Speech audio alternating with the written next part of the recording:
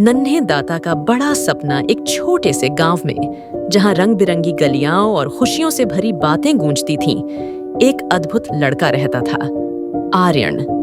वह केवल 7 साल का था, लेकिन उसके दिल में दूसरों की मदद करने और दुनिया को बेहतर बनाने की गहरी चाह थी। आर्यन अमीर नहीं था, न ही उसके पास देने के लिए ढेरों खजाने थे, लेकिन उसके पास कुछ और भी अनमोल था: दया, रचनात्मकता और दृढ़ संकल्प। हर दिन वह अपने गांव के लोगों को कठिनाइयों का सामना करते देखता। बूढ़े फल वाले को कठिन परिश्रम करना पड़ता, लेकिन वह मुश्किल से अपना पेट भर पाता। पड़ोस की छोटी बच्ची के पास केवल एक फटी पुरानी किताब थी, और वह एक ऐसी लाइब्रेरी का सपना देखती थी जिसमें वह कभी जा नहीं सकती थी। और फिर था आवारा कुत्ता शांति, जो हर रोज एक गर्म भोजन की उम्मीद में इधर-उधर घूमता था।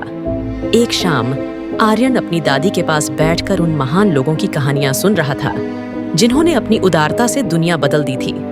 उसी रात उसने फैसला किया, वह भी एक परोपकारी बनेगा। पर कैसे? वह तो सिर्फ एक बच्चा था। अगली सुबह आर्यन के मन में एक विचार आया। उसने अपने पड़ोसियों से पुरानी किताबें इकट्ठा कीं और बरगद के पेड़ के नीचे एक छोटा पुस्तक स्टैंड बना दिया। एक मुफ्त लाइब्रेरी, उसने अपने दोस्तों से घोषणा की। जल्द ही बच्चे वहां इकट्ठा होकर किताबें पढ़ने लगे। पड़ोस की बच्ची प्रिया सबसे ज्यादा खुश थी। प्रेरित होकर आर्यन ने और भी तरीके खोजे जिससे वह दया फैला सके। वह बूढ़े फल वाले के पास गया और ग्राहकों तक टोकरी पहुंचाने में मदद करने की पेशकश की। बदले में बुजुर्ग ने उसे कुछ अतिरिक्त फल दिए, जिन्हें आर्यन ने खुशी-खुशी भूखे आवारा कुत्तों के साथ बांटा। शांति ने अपनी पूंछ हिलाई, मानो वह प्यार के लिए आभार व्यक्त कर रहा हो। दिन ब दिन आर्यन के छोटे-छोटे नेक कार्य एक बड़े आंदोलन में बदल गए। उसके दोस्त भी शामिल हुए। पुरानी बेंचों को रंगने लगे ताकि लोग आराम से बैठ सकें। छोटे कंबल सिलकर आवारा जानवरों को देने लगे और ऐसे बच्चों के लिए खिलौने जुटाने लगे जिनके पास कुछ नहीं था। जल्द ही पूरा गांव इस उदारता की लहर से प्रेरित होने लगा।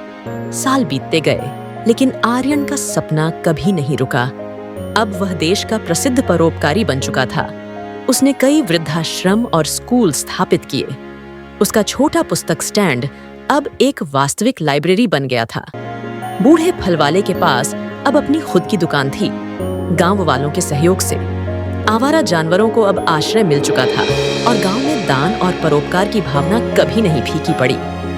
एक दिन एक अमीर वृद्ध महिला आर्यन से मिलने आई।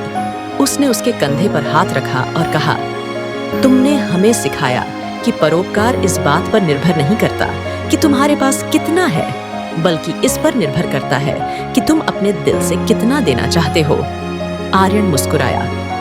वह जब शुरू हुआ था तो सिर्फ एक बच्चा था, लेकिन उसने सीख लिया था कि सच्ची उदारता छोटे-छोटे कार्यों से शुरू होती है।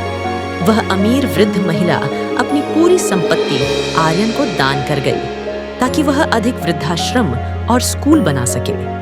और इस तरह नन्हे दाता का सपना हकीकत में बदल गया। इसलिए नहीं कि वह अमीर था, बल्कि इसलिए कि उसने साझा करने, देखभाल करने और देने की शक्ति में विश्वास किया।